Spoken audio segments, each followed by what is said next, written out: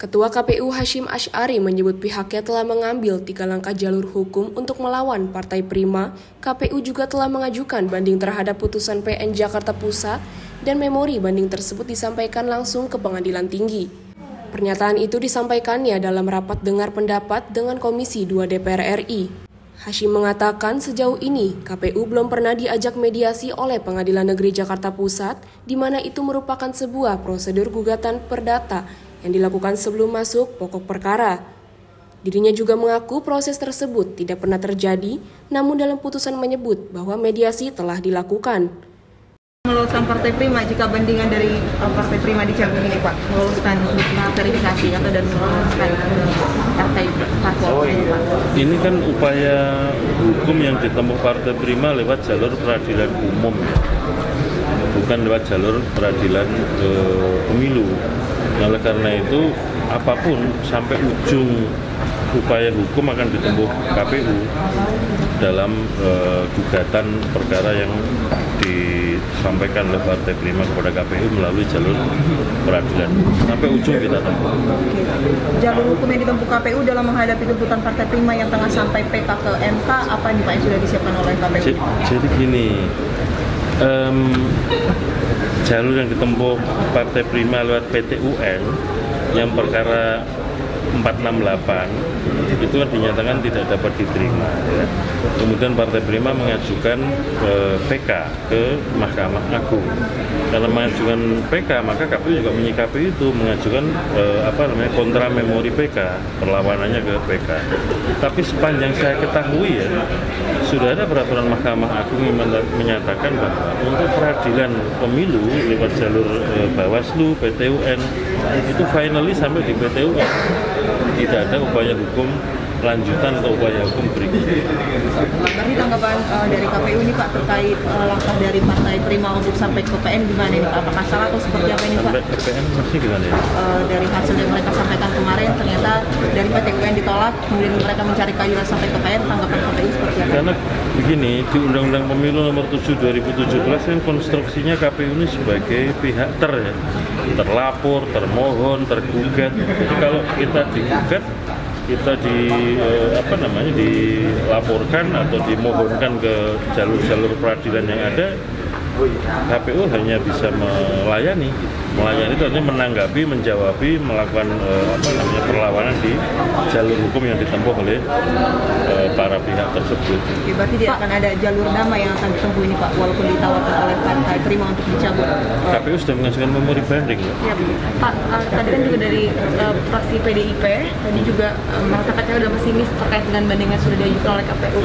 Dari KPU sendiri menanggapinya bagaimana Pak? Tadi kami sudah menanggapi, nggak usah saya ulang-ulang. Mas Hasyim terkait putusannya serta merta kan Mas ya. Nah, bagaimana KPU mengantisipasi jika dalam waktu dekat Prima mengajukan permohonan eksekusi ke PN Jakarta atau Pengadilan Tinggi? Itu yang mengajukan setahu saya Pengadilan Negerinya ke Pengadilan Tinggi ya, bukan Primanya.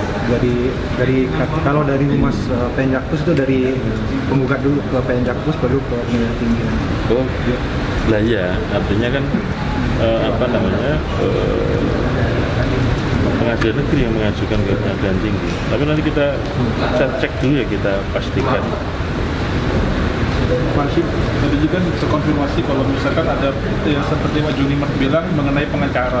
Bagaimana tanggapan KPU mengenai hal ini? Apakah akan KPU menyiapkan pengacara khusus atau tetap menggunakan biro hukum yang ada di KPU sendiri? Tadi saya jawab di RDP, Mas, bisa dikutip. Saya bisa ngulang-ulang lagi.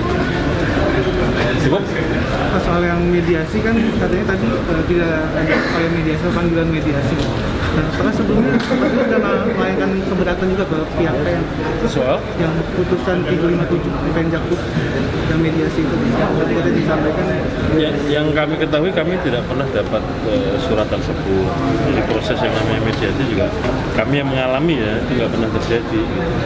Bahwa kemudian ditulis di putusan pengadilan ya, yang nulis kan hakim. hakim. Jadi ya kami mau gimana lagi? Makanya kemudian kami melakukan upaya hukum banding ke pengadilan tinggi. Berarti untuk semua gugatan yang dilakukan Partai Prima ada tiga jalur itu kan Pak yang ditempuh oleh Partai Prima, KPU siapa menghadapi itu Pak? Sekarang malah tambah satu jalur lagi. Apalagi Saya ulangi lagi ya.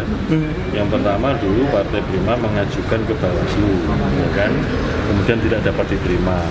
Mengajukan ke PT UN perkara 425 itu dinyatakan PT UN tidak berwenang. Lalu mengajukan perkara baru 468 itu PT UN menyatakan tidak dapat diterima. Nah, yang jalur ini kemudian yang mengajukan PK itu perkara 468. Ini masih jalan kan? Berarti ada satu perkara yang dihadapi KPU di sini. Yang kedua yang melalui jalur pengadilan negeri, ini kan juga masih berjalan karena sedang proses mengajukan memori banding. Batas waktunya kan terakhir besok tanggal 16 Maret 2023. Nah kemudian di luar dua itu ada perkara baru berdasarkan putusan Pengadilan Negeri Jakarta Pusat tadi itu dijadikan bahan oleh Prima untuk mengajukan laporan dugaan pelanggaran administrasi oleh KPU, lapor ke Bawaslu. Sorry, saya salah sebut tadi. Jadi ada tiga, sekarang sedang masih existing tiga jalur yang ditempuh oleh Partai Prima.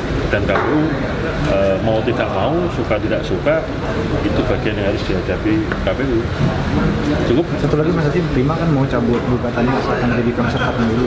Mereka bilang akan berupaya berkomunikasi dengan KPU untuk mewujudkan rencana ini. Udah ada komunikasi semacam itu? Saya belum tahu. Saya kemarin Pak Sito sempat nyarani minta bakal capres dan caleg itu untuk buka-bukaan soal pajak, pembayaran pajaknya. Apakah nanti di KPU ada rencana buat PKPU untuk aturan seperti itu? Sepanjang yang saya ketahui ya, di Undang-Undang Pilkada, Undang-Undang Pemilu itu memang ada salah satu syarat itu nanti saya cek kembali ya, tapi seingat saya dalam Pilkada itu ada bahwa calon itu harus menyampaikan surat keterangan bukti SPT ya, dan kemudian ada surat keterangan dari kantor pajak di mana dia terdaftar sebagai wajib pajak yang menerangkan bahwa yang bersangkutan telah mengurus SPT itu ada. Itu selain selain kemudian surat keterangan bahwa yang bersangkutan bakal calon itu melaporkan harta kekayaannya LHKPN kepada lembaga yang berwenang mengurusi itu. Berarti maksudnya kan Pak itu poinnya agar masyarakat ini di balik kasus yang belakangan pajak ini untuk mengambilkan kepercayaan masyarakat, minta calon pemimpin itu untuk buka-bukaan apakah nanti KPU akan, itu kan kalau yang syarat itu kan KPU yang akan secara internal, apakah nanti KPU ada. Jadi gini ya, KPU ini kan bisa meminta orang atau meminta orang yang mau mencalonkan kalau ada ketentuan undang-undang. Kalau kemudian di ketentuan perundang-undangannya tidak ada, juga KPU tidak bisa memaksa ya. Kalau itu menjadi syarat, maka kalau tidak dipenuhi kan menjadikan seseorang tidak bisa memenuhi syarat, tidak bisa dicalon. Tapi kalau itu di undang-undang tidak dipersyaratkan dan KPU meminta itu kan bisa-bisa saja, tetapi tidak menjadi bagian yang harus dipersyaratkan. Kalau tidak dipenuhi tidak menjadikan yang bersangkutan gugur gitu. Tapi bahwa ada himbauan, katakanlah itu tidak menjadi syarat, tapi kemudian mendeklar atau mengumumkan dirinya kepada publik, saya kira itu lebih baik. Karena pada prinsipnya kan kepemimpinan yang efektif itu adalah dengan keteladanan, yang paling penting kan di situ. Dari Jakarta, Tim Liputan melaporkan untuk Sinpo TV.